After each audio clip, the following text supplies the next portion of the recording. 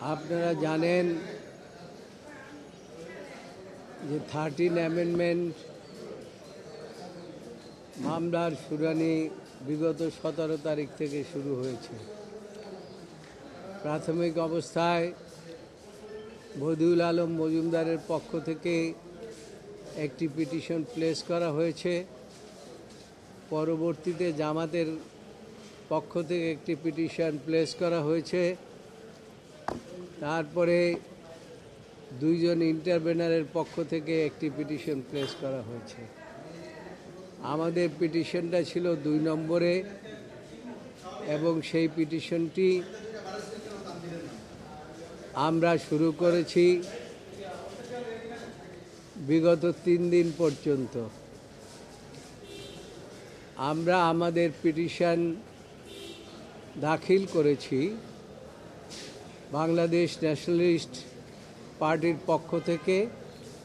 মির্জা ফখরুল ইসলাম হলো এটার পিটিশনার। আমরা প্রাথমিক অবস্থায় বলেছি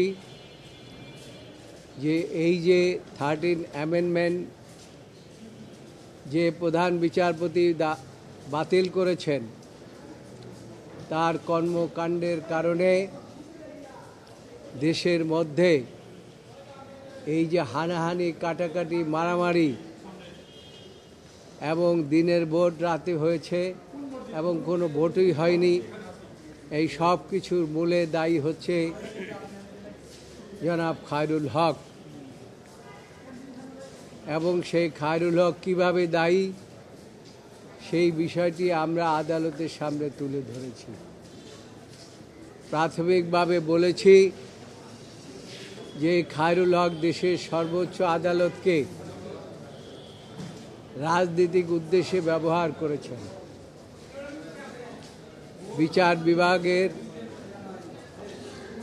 আপিল বিভাগ হচ্ছে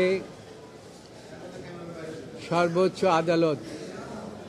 আমাদের সংবিধানে বলা আছে সুপ্রিম কোর্ট এর 2টি বিভাগ, একটি হচ্ছে আপিল বিভাগ আর একটা হচ্ছে হাইকোর্ট বিভাগ। Supreme court is the supreme. আর সেখানে আমরা বোঝাবার চেষ্টা করেছি, আদালতকে বলার চেষ্টা করেছি, সাবমিশন দিয়েছি, বলেছি যে মাননীয় আদালত, এই supreme court is the guardian of the constitution. এই গার্ডিয়ানের ক্ষমতা অন্য কোথাও ভেস্ট করা যায় না। গার্ডিয়ানের ক্ষমতা গার্ডিয়ান নিজেরাই এক্সারসাইজ করেন এবং এই সুপ্রিম কোর্ট কোনো অবস্থাতেই তাদের ক্ষমতা রাজনৈতিক উদ্দেশ্যে প্রণোদিত হয়ে ব্যবহার করতে পারে না। কিন্তু বাংলাদেশের সাবেক প্রধান বিচারপতি খায়রুল হক দেশের সর্বোচ্চ আদালতকে ব্যবহার করেছেন রাজনৈতিক উদ্দেশ্য প্রণোদিতভাবে, এবং তার এই ব্যবহারের কারণেই যত হানাহানি, কাটাকাটি, মারামারি এবং আজকে ভোট নিয়ে যে অনিশ্চয়তা, সব কিছুর মূলে হচ্ছে খায়রুল হক। কাজেই আমরা বলেছি যে খায়রুল হকের এই জাজমেন্ট কোনো অবস্থাতেই থাকতে পারে না। যদি এই খায়রুল হকের জাজমেন্ট থাকে তাহলে বিচার বিভাগের যে স্বাধীনতা, এই স্বাধীনতাও থাকে না। সেই জন্য আদালত প্রাথমিকভাবে আমাদের রিভিউ পিটিশন শুনানি করে 3টি গ্রাউন্ডে লিভ দিয়েছেন। এবং একটি হচ্ছে যে শর্ট অর্ডার যেভাবে পাস করেছে সেটা যেভাবে আইনগতভাবে পাস করা দরকার সেইভাবে পাস করেননি, এবং পরবর্তীতে এই গ্রাউন্ডের মধ্যে আছে যে without vehicle no car can run. Vehicle বলতে এখানে আমরা যেটা বুঝতে পেরেছি সেটা হচ্ছে পার্লামেন্ট এবং জনগণ। আর তৃতীয় হচ্ছে পার্লামেন্ট ছাড়া কোনো অবস্থাতেই একটি রাষ্ট্র চলতে পারে কি না।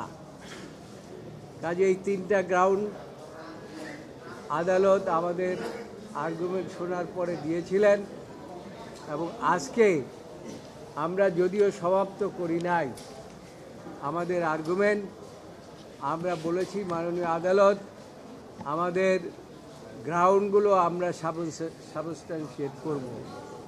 কিন্তু ইন দি মিন টাইম আপনারা জানেন যে নেপালের একজন প্রধান বিচারপতি এখানে এসেছেন, তাকে ফেলিসিটেশন দেওয়া হয়েছে এবং তারই পরিপ্রেক্ষিতে আমাদের দুজন আইনজীবীকে আদালত বলেছে এই 13 অ্যামেন্ডমেন্টের মামলা, সেখানে আমার ডান পাশে আছে রুহুল কুদ্দুস কাজল এবং আর একজন ব্যারিস্টার এহসান সিদ্দিকী, দুইজনে তাদের কিছুটা অংশ বক্তব্য পেশ করেছে। তবে আমাদের বক্তব্য হচ্ছে এই 13 অ্যামেন্ডমেন্ট যেভাবে বাতিল করা হয়েছে এটা সমীচীন হয়নি এবং এই বাতিলের বিরুদ্ধেই আজকে এই রিভিউ পিটিশন চলছে এবং রিভিউ পিটিশনে গ্রাউন্ড নেওয়া হয়েছে। এইটার দুইটা পার্ট আছে। একটি পার্ট হচ্ছে whether the review petition we have filed, যে গ্রাউন্ডগুলো ফর্মুলেট করা হয়েছে এই গ্রাউন্ডগুলো সাবস্টেন্সিয়েট করলে পরে কি দাঁড়াবে।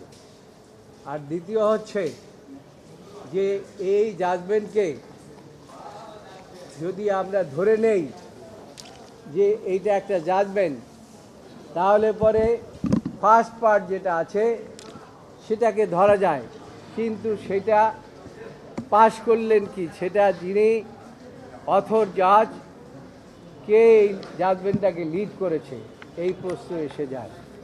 সেই প্রশ্নে আদালত আমাদেরকে প্রশ্ন করেছে, আমরা বলেছি যে সেখানে লিড করেছে প্রধান বিচারপতি। যেহেতু প্রধান বিচারপতি অবসরে গিয়েছেন, তিনি যে জাজমেন্ট দিয়েছেন সেটাকে আমরা কোনো অবস্থায় মনে করতে পারি না যে জাজমেন্টটি আইনের দৃষ্টিতে কোনো অবস্থায় গ্রহণযোগ্য হতে পারে।